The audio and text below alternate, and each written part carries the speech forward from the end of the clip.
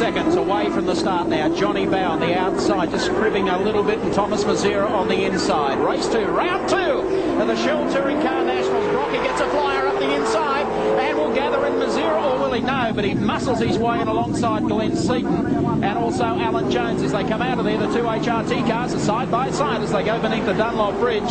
But you'll find it's John Bowe scooting away, Brocky and Thomas Mazera, then the two Peter Jackson cars as they head down the straight into the left-hander, and Brock making a big run of this early. Bolting start from JB as he left off the line then. Good start too for Brocky as he followed Mazera through. And they come through Bramble's hairpin for the first of 38 times. They held the back straight through the sweeper. And listen to the roar of those Chevy V8s as Brock leads Mazera through as they chase Bowe and Alan Jones jumping onto the back of Glenn Seton's car.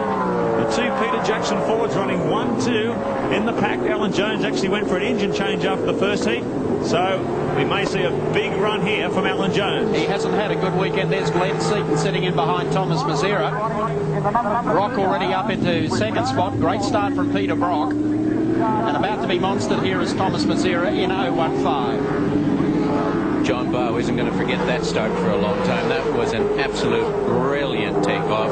And the lead he's got now, the capitalization he got out of the first corner, is just immense. He'll have to be terribly proud of that start. You'll see some of the long shots here with Dick Johnson, who started up the back in company with Larry Perkins.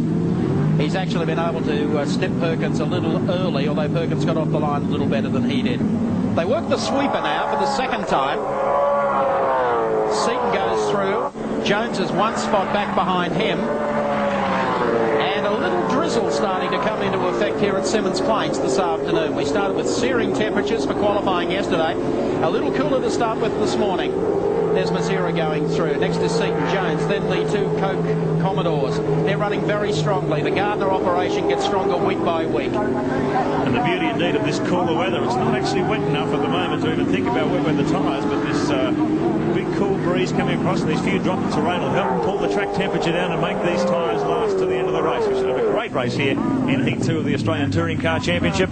Thomas Mazera currently holding third position. John Bowe and Peter Brock ahead of him. Glenn Seton and Alan Jones. Neil Crompton, good start there too, in sixth position ahead of the team boss Wayne Gardner. Dickie Johnson back in eighth. Jimmy Richards in ninth, rounding out the 10. Tony Longhurst as we take GIO race cam aboard Neil Crompton's car.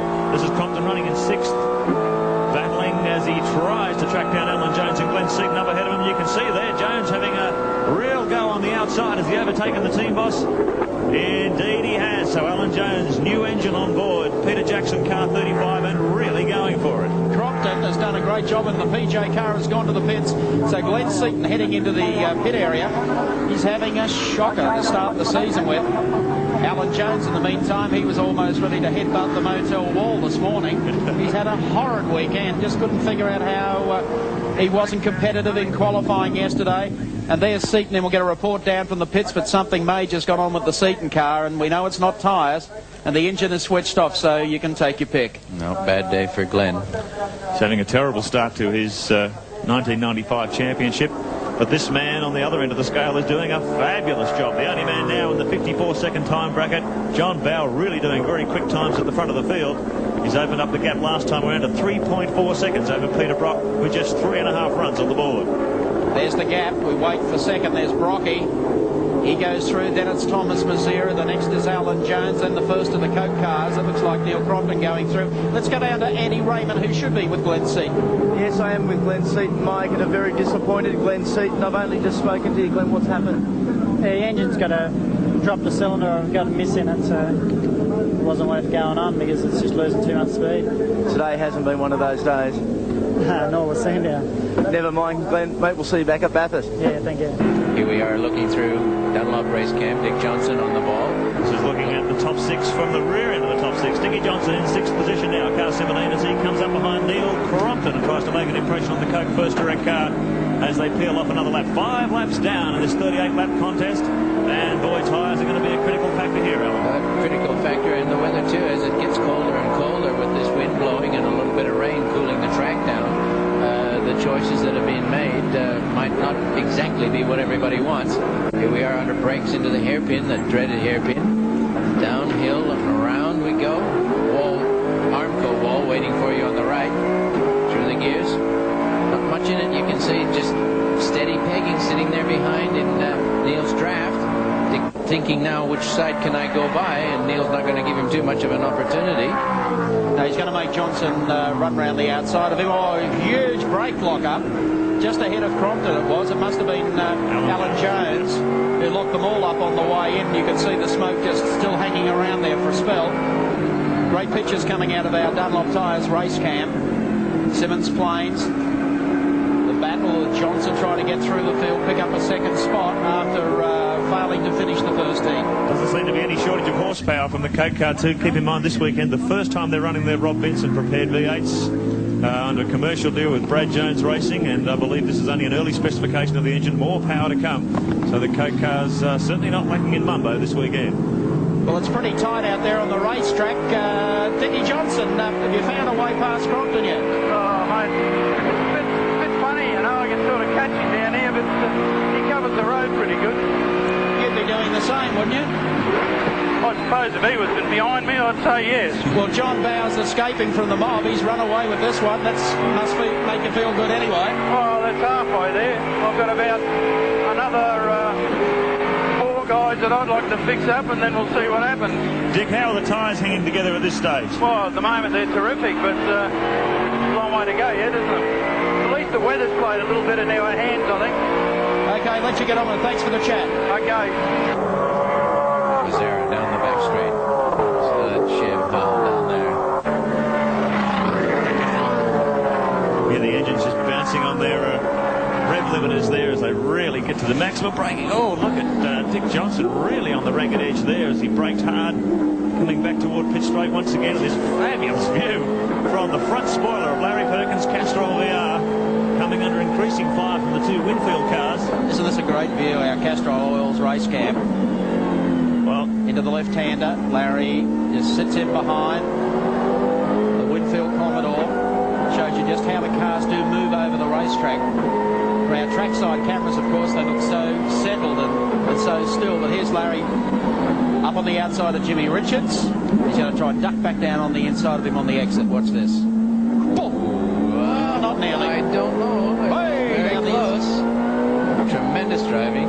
the fascinating thing about this top 8 or 9 cars, they're all cutting times pretty well within a few tenths of each other. In that situation, it's very, very hard to make forward progress. Exactly. Any progress. Yeah. Here comes Larry down the inside now of Jimmy Richards. Moment of truth. Richards locks one up. Oh, it spins it.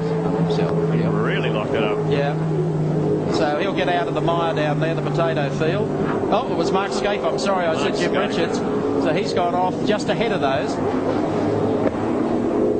So Skaife trailing bucket loads of dirt in the back of the car.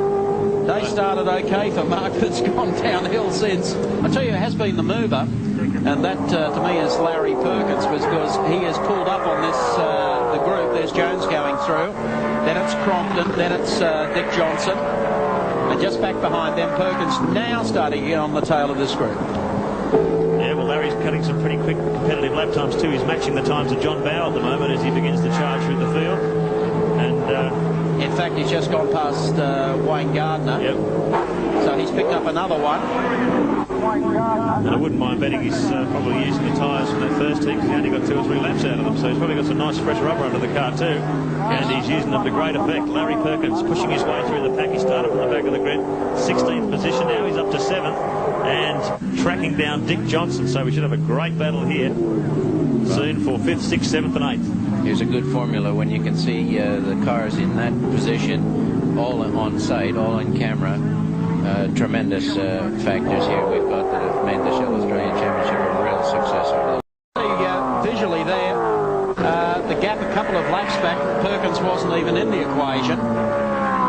But now, as Mark said, he's pulling up some quickies, and it'll only be a matter of probably another 2 laps before he's right on the tail of Johnson. Then asking the question of Dick, if you've got enough stick to go on with Crompton, because if you haven't, might be an idea to move out of the way. I'd say Larry probably had the eyes on a bit too. It was Johnson who he collided with in that opening few laps in the first heat, which put him out of the race. And you can see the battle damage down the left-hand side of the car. As we go to another shot, but at the moment we're with Castrol Race Cam. We're riding with Larry Perkins as he zeroes in on Dick Johnson. 6th 6th and 7th this battle. Here he's going a big try under brakes. He's snuck right past, but Johnson's still got that racing line down the inside of the hairpin. He's better positioned. This is almost an identical situation to Heat 1. Yeah, Johnson gives him a little bit more racing room this time. No panel damage here. And Larry lives to fight another day. That was almost an identical situation to what got him into trouble in Heat 1. So he tucks in for the draft behind Shell 17 for another run down to Coca-Cola corner. Johnson goes very close to the inside. He breaks and he's gone. Now Perkins up the inside and misses him. So Johnson, who was very wishy-washy the lap before. Good judgment on Larry's part there. You saw, you would have seen Dick tap the brakes in the middle of the right-hander, the fast part. He was just bringing his pedal pressure up. Obviously, Larry had worked him over into the hairpin and worried him. Dick just pressed a little bit too hard and cut short. That's what happens when the balance is wrong. Too much brake on the rear. Well, Perkins is on a real charge now. We don't need to tell you that. He's got Neil Crompton in his sights, having got Johnson out of the way, wilting under the pressure. So it's Perkins up to 6th position. Bowe, Brock, Mazzera, Jones, Crompton and Perkins. That's the top 6. It's not bad from the rear of the field, mate. That was from last to 6th. This is one heck of a charge. And when you look at how close the times are, they're all running in the high 55, low 56-second bracket. So Larry's just doing this with pure persistence, picking up tenths of a second each time. He has a really good look down the inside really of Crompton on the brakes.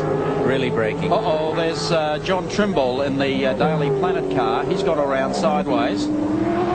He's had a lose coming out. That's the entrance to the pit straight.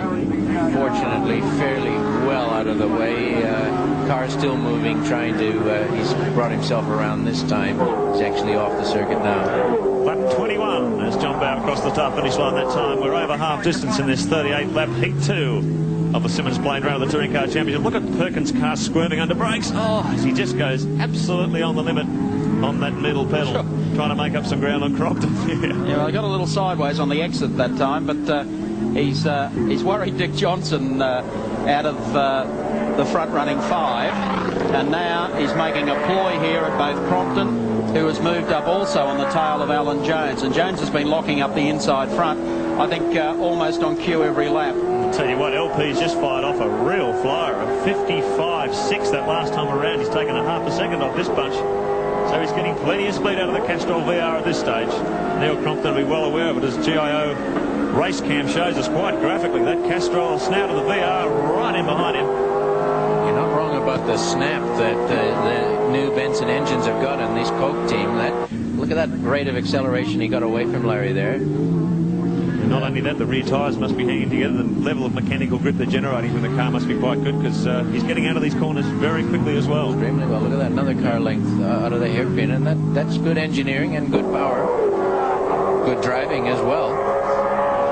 So Neil Crompton enjoying a very competitive race package here. 22 laps down in this 38-lap contest as Larry Perkins tries to hone in on him under brakes for Coca-Cola corner once again.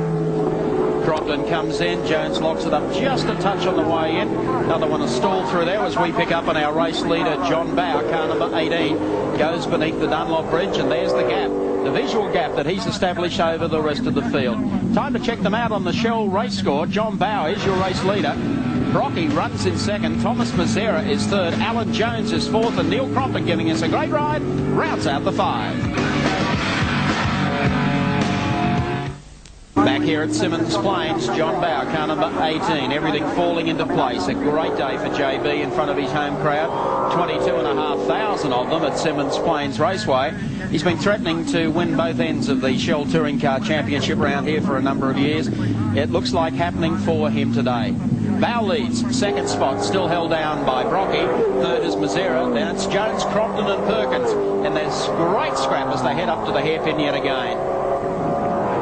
Neil Crompton doing a great job here. 5th position and really fighting with Alan Jones in the 35 Peter Jackson car. He's got Larry Perkins climbing up, filling up his mirrors, and Wayne Gardner just behind him. So it's a great battle here for 4th, 5th, 6th and 7th positions. Yes, Neil knows at the moment that he's got to dispense with Alan in front of him if he isn't going to be crawled all over by Larry. He knows Larry won't like to hang around for too long, but this is causing him time here, I think. Look at this for a move up on the inside for Jones. He came back to square the ledger. He just wanted to shut off any inside option there. They come past the pit facility into this right-hander. It's a high lift, then a drop down into the left-hander. You no sooner get on it than you turn right again under the Dunlop Bridge. And and then open the taps all the way up here to the hairpin. Actually, Jones got away a bit there from Crompton. Tapping his brakes again. These fellows are starting to get nervous under brakes. They need to feel that pedal up in the high position when you go into a corner like this. Very close. And listen to Neil's engine there. He's giving it plenty.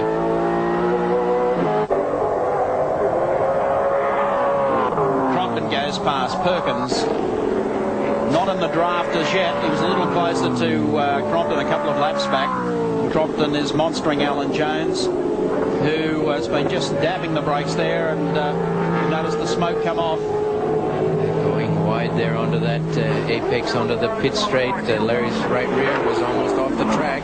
When you see a little bit of dust blowing up at the edge of the track, Mark, you know they're not hanging around. Using all the road and then some. Neil Crompton, and Jones just has not been able to shake him. Larry Perkins, meanwhile, almost adopting or watching brief here. There's not a lot he's been able to do about these guys over the last 2 or 3 laps since he got onto the back of them. Crompton and Jones matching each other pace for pace. And Brock, currently the fastest guy on the circuit, last time around dipped back into the 55-second bracket. So running in clean air, 4.6 seconds behind Johnny Bowe in second position. And a further 5 or 6 seconds back to Mazira, who's another 3 seconds up the road from this battle. Alan Jones, Neil Crompton and Larry Perkins. And don't those small block Chevys and Fords sound good, Alan? 560 horsepower, NASCAR-based engine with a ton of grunt. Here comes Neil Crompton up the inside. He's done it now. Alan Jones, in fact, was heading for pit lane. Jonesy in some sort of trouble there, so Neil picks it up. He didn't have to work too hard to pick up that position, but now there's no room for breath because Larry Perkins is zeroing right under the back of Coke number 7. I think Larry was just having a breather there, knowing that he couldn't get by 2 of them at once. He needed Neil to get by. You can only take them at 1 at a time.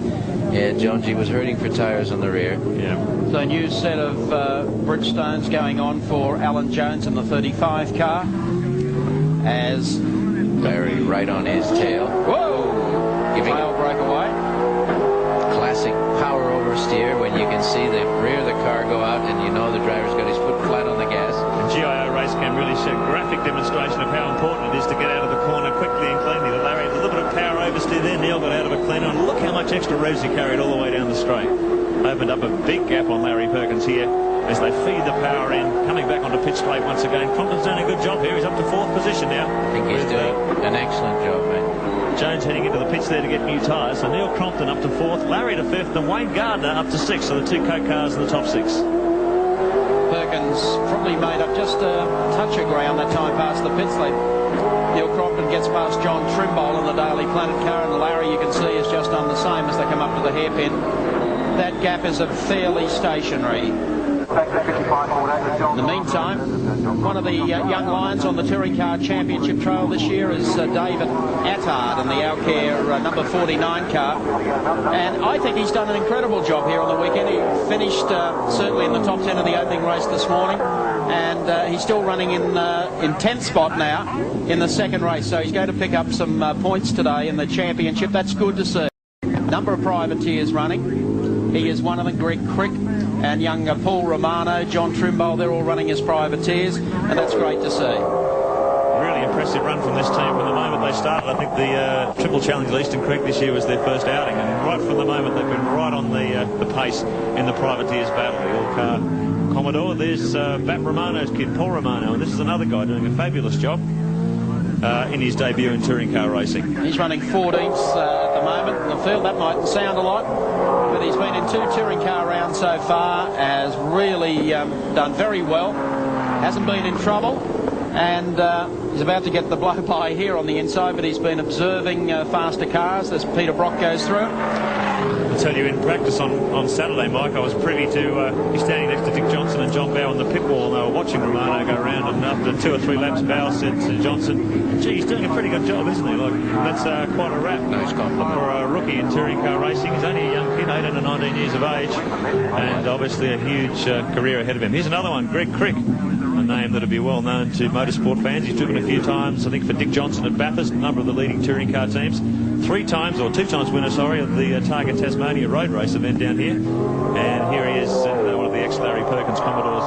And once again, doing a great job as a rookie.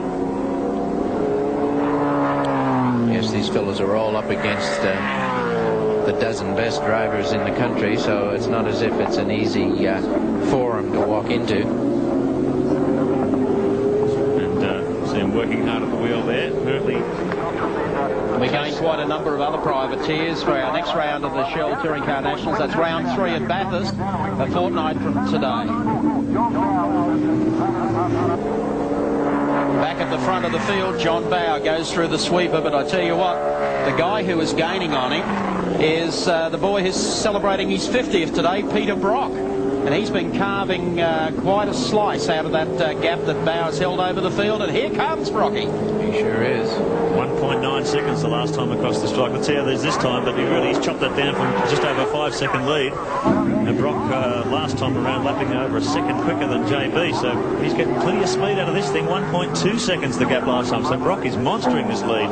And if he continues progress like that, he's going to be right on Bowe within a couple of laps. Well, he said to Andy before the start he'd gone for a really tough compound tyre for this one, a Bridgestone, and he believed that the others might have their problems. Thomas had elected a soft compound tyre, but he's chasing John Bowe, the race leader at the moment, and I think it'll be just a delightful day for Peter to, like another guy sitting next to me who said age has got anything to do with ability? Shall not worry them, they become commentators. Yes, okay. Well, let's just remember that Peter Brock is the fellow that has won more Australian Touring Car Championships than anybody else other than yours truly. And the rest of the field have got a long way to go to match what this guy has done in 50 years. Well, look at this. You don't even need the stopwatches. It was 0.3 of a second, but it's a visual gap. Brock has just closed this a mammoth amount of time in a very short period of time. 33 laps down. Wouldn't it be terrible to be a Tasmanian and a Peter Brock fan with John Bowe leading it? And Brocky coming on like gangbusters now, goes down the outside. He'll just feint a little pull back here on the inside if he can get the drop out of the turn. I tell you what, has that got some horsepower? Look at this. And has it got some grip too? Like he's getting out of these corners so much faster. Look at these lap times. John now is struggling for grip. Nifty 50, Brocky side by side and a touch of guards through there. Bowe was trying to protect the lead. He'll have to do more than that now because Brock's gone down the inside of him and blown everyone away. Yeah, you got to look at those lap times. Last time around, Bowe again was 1 second slower than Brocky. He's really struggling for grip now. And Brock has just really trounced it with his tyre selection, gone for the Bedrock Specials, and they really have been the tyre to have in this grueling 38-lapper. Just drove right by him, didn't he? Really tremendous move there. Prepared to sit back and wait those opening hectic 10 or 15 laps of this final heat, but boy, it's paid dividends now. Lap 34. 4 laps to go for Peter Brock as he leads this second heat. John Bowe really can't do anything about it. He's trying to hang on to Brock as best he can. There's plenty of smoke here on the approach to... Oh, one's gone up the escape road, has it? Yes, it's Dick. He's been a bit of time in the wars today, has young Richard. He certainly has. That wouldn't be a good side to come back on and see Brocky if you're fielding a two Ford cars here today. And the fact that Brocky has run away from JB and he's coming up now on young David Attard to put a lap on David, goes to the outside. Attard stays out of the way, stays off the racing line and tries to give John Bowe a shot at him as well. Well, it'll be 3 laps to go when Peter comes across the line this time, and Thomas Mazera is cutting identical laps to Brocky, so is there a chance that he might be able to make up the gap and climb onto the back of Bowe's bumper in the remaining laps? He's about 9 seconds behind at this stage, maybe too much of an ask. This is a bit too difficult. This is a fairy tale thing today, isn't it? Mark Skaife back yesterday and drawing one for the dash this morning. Now Peter Brock and Thomas Mazera, the two mobile Commodores, doing so well in this second heat. They're running first and third. Neil Crompton is fourth. It's not every day you can win a race on your birthday either, and such a significant one. Good luck to him. The only guy I know that won we don't need to bring a race on his 50th birthday was AM, wasn't it, at Japan? Something like that. And you thought it was that good you retired. Thank you very much. We're trying to get you back in the suit ever since. This could tempt me. I tell you, you're retired, you were premature. Thank you. Here comes Brocky down the front straight as Thomas Mazera goes into the pit turn. That'll bring him out through this part of the circuit. He'll put a lap on Paul Romano as he comes out of this corner, coming up to the right and the left-hander. 2 laps to go. This will worry the tyre people when it comes to thinking about Bathurst. They're always thinking about Bathurst, but this one will certainly go into the Bridgestone lap book and say, hey, you remember that Symmons Plains tyre? Boy, oh boy, we like that. Let's remember what went into them. From the moment these guys opened the batting on the first session here Friday, the talk has been tyres, tyres, tyres. It really has been a tyre battle, and everyone's been taking a punt which way to go. JB picked it first and picked it right in the first heat, and now Peter Brock's shown all that wealth of experience by going for a hard tyre in the second. Mark Skaife still sitting back there in 10th spot, just being passed by David Attard as we come round with 1 lap to go for Peter Brock as he sweeps out, headlights ablaze across the strike. Great day for Peter Brock. The day open for him. The rest of his competitors wishing him well. A little birthday cake cutting ceremony here at Symmons Plains. A message from the Prime Minister recognising his contribution to motorsport. And with a lap to go, Brocky's going to come up with a big win on his birthday. Full credit to Holden Racing Team too, because these guys were in all sorts of trouble here on Friday. They just couldn't get any sort of chassis balance into the cars, and they were really struggling to stay in the top 10. And haven't they turned that around in race setup? And it shows the team working together, the drivers not getting too despondent. It's always depressing when you're behind, but drivers working with their engineers and the team and bringing the package home. They come down to the pit turn for the last time. And here he comes out of the last corner, headlights ablaze. The day where he had his birthday cake, and he was able to eat it too. Brocky strikes 50 and wins. Great day at Symmons Plains. Second will go to John Bowe. He's ruined the Tasmanians' party. And third will go to the HRT driver, Thomas Mazzera. And fourth spot, a very creditable fourth to Neil Crompton in the Coke Commodore. What a reception from the huge crowd at Symmons Plains. They just love Peter Brock. And he's delivered a win today on his 50th.